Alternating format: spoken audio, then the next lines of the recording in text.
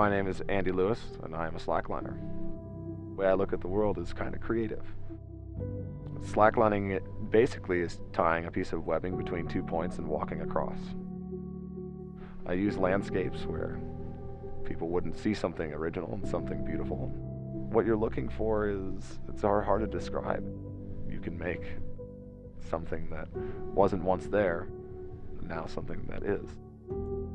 The DJI Phantom 4 allows me to capture a perspective that gives a relevant explanation to what I'm doing.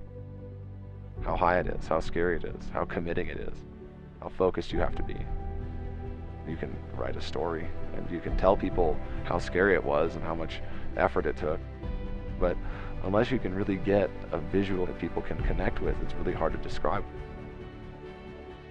When I'm shooting with the Phantom 4, I'm not just shooting a highline, I'm shooting an emotion. I'm shooting a story. So you find points that are high off the ground, points that create exposure, and exposure creates the mindset of fear, which is kind of the emotion that you are learning to battle, and that emotion is what we're looking for. The adventure is what's fun.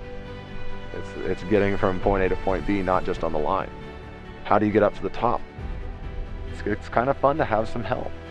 When I use the Phantom 4, I can just look at the monitor, I see where I want to go on the screen, and I tap to see what's at the top of that tower, actually. And instead of having to climb up there and look at it, you can fly up to get approach shots, to get a sense of the area. Another really cool feature is the obstacle avoidance feature, and it helps me not run my drone into different things like rocks or walls or towers. And it looks like it's going to fly into it, it actually will stop before it damages itself or damages somebody else, which I find is actually kind of brilliant. I also really like you can select you and have the drone follow you. And I can go out on my line and get perspectives that I otherwise wouldn't be able to do by myself.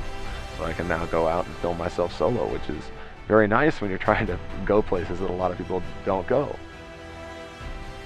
You go out into the wilderness and you're looking for something that takes your breath away, I guess.